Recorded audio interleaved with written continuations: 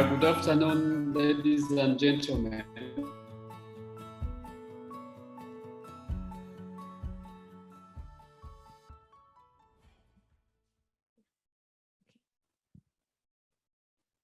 I don't know if I'm sharing my screen. Can you see my screen?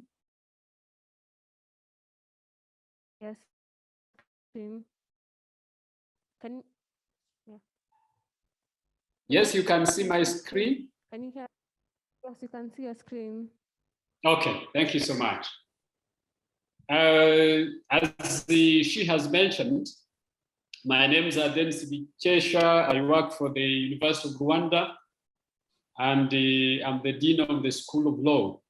I'm very happy this afternoon to share with you what I think about natural law in regards of the genocide against the Tutsi that happened in Rwanda.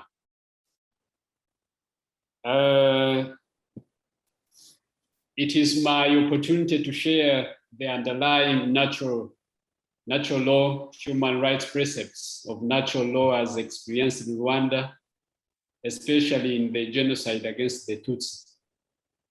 In my understanding, natural law means that there is a certain universality, something cross-cutting in any custom or culture that embraces universal ethical and just reason based on a human being. It is therefore related to fundamental rights, human rights, as founded on natural rationality. Every community has culture, but how do we relate to this natural law in regards to culture? Culture, I'm looking at it in a way that it relates to ethics, and we are going to see that also culture can have two main aspects. We can look at it. We are looking at culture in terms of cultural relativism and cultural absolutism. I believe the latter is much linked to natural law. That means cultural absolutism.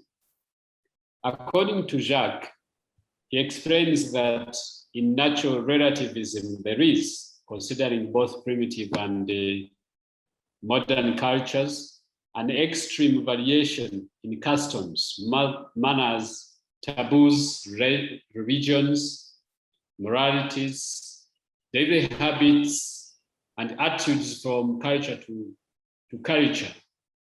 We can say that in this valley, then we are not looking at it in terms of natural law. But when it comes to cultural absolutism, which is considered as the ultimate moral principles that do not vary from culture to culture, however, this does not mean that all the cultures are the same. What it means is that the ultimate principles underlying all the varying rules and standards are the same. For example, there is no culture that can consider that genocide is a good thing. This is about natural law. Killing of any kind is a bad thing, humanly speaking. That is concerning Ubuntu. This is the same in Rwanda and was the same even during the genocide against the Tutsi, when over 1 million people were killed. We also need to think about how these people were killed. Anyway, ways used are full of animosity, which is contrary or violating natural law. The genocide against the Tutsi is itself a breach of natural law. Naturally, a human being is sacred and inviolable. The Constitution of the Republic of Rwanda that was in force during the genocide against the Tutsi also had a provision about sacrality of a human being. We can find this in Article 12 of the 1991 Constitution. Because the genocide happened in 1994, this was the constitution that was still serving. The current constitution of Rwanda, also that was revised in 2015, has the same provision, that is Article 13.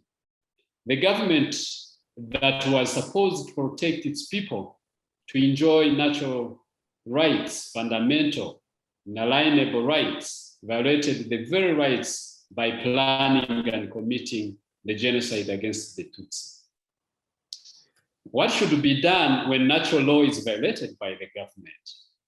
A human being has inalienable rights that are linked to natural law, such as life, liberty, and the pursuit to happiness. When these are violated, something has to be done to naturalize the situation. That's how I call it.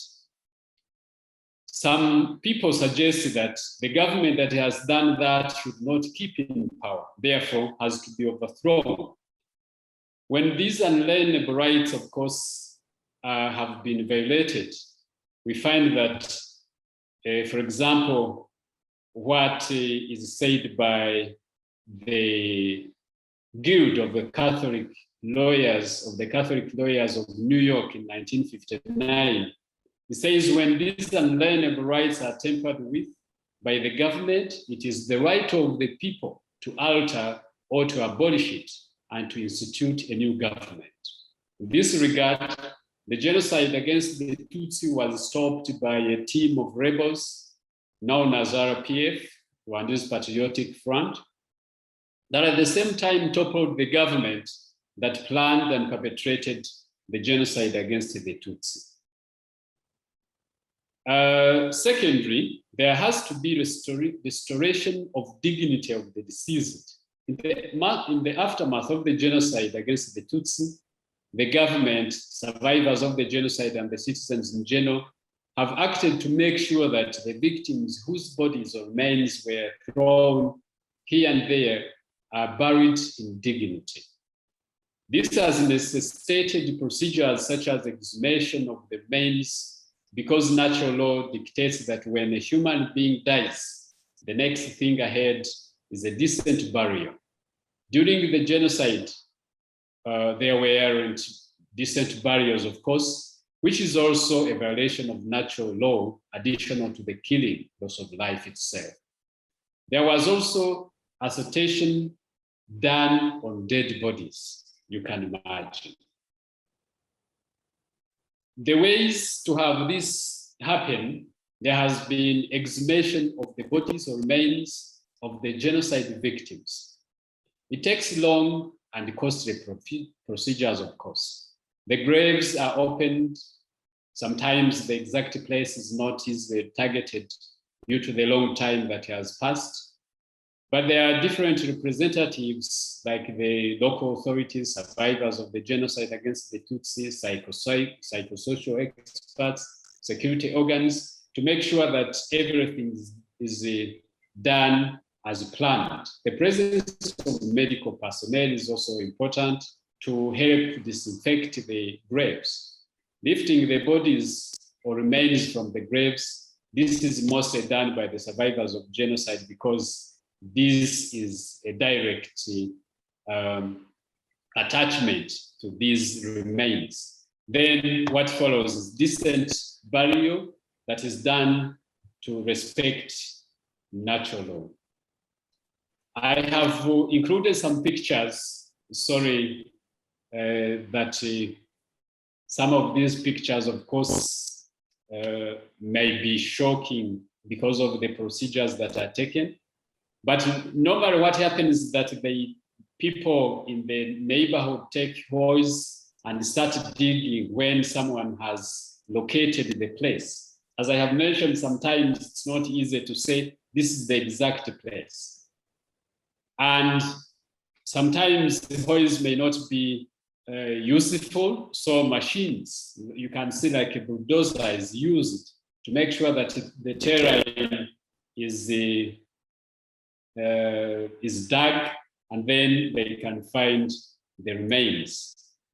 When they find the remains, they start picking them up, and thereafter they will have time to, as you can see, everyone is participating, including the military, And after this, what is done is that the remains are cleaned up so that they are, in the next picture, put in coffins. And when they are put in coffins, at least we are now comfortable that natural law is picking up, although things cannot be put the way they should have been if it were in a normal circumstance, but at least the survivors of the genocide have managed to say we have given our dear ones a decent burial. But also what happens is that at least there has to be prosecution. The violators of the natural law have to be prosecuted. According to Tran, it says the importance of judicial sanctions is due partly to the judiciary's traditional role as the guardian of individual liberty and partly to the existence of a general right of recourse to the courts in the event of the violation of human rights. And when you look at it also, you find that in Rwanda, prosecution has happened through the International Criminal Tribunal for Rwanda, ordinary courts. International Tribunal for Rwanda started in 1994, immediately after the genocide. Then 2 years later, in 1996, ordinary courts also started to prosecute genocide crimes. And gacaca courts that began in 2001, because these procedures were seemingly identified as being very slow, so gacaca courts were given the elements of mission, including speeding up the cases, but also revealing the information about genocide events. These courts, the church courts, they tried over, close to 2 million cases. And this means they tried the majority of the cases about genocide. And of course, this was in a bid to make sure that natural law is safeguarded, although it was violated, but at least the consequences to fight or to deter any more genocide were inevitable. That is uprooting the culture of impunity.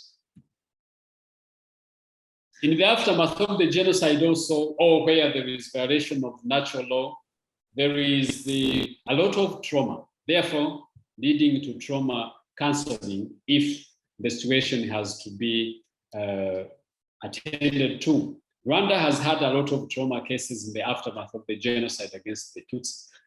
Natural law is a law whose content is set by nature and therefore has validity everywhere. During the genocide against the Tutsi, people experienced what is contrary to the human nature, thus got traumatized. This includes the brutality involved in the killings.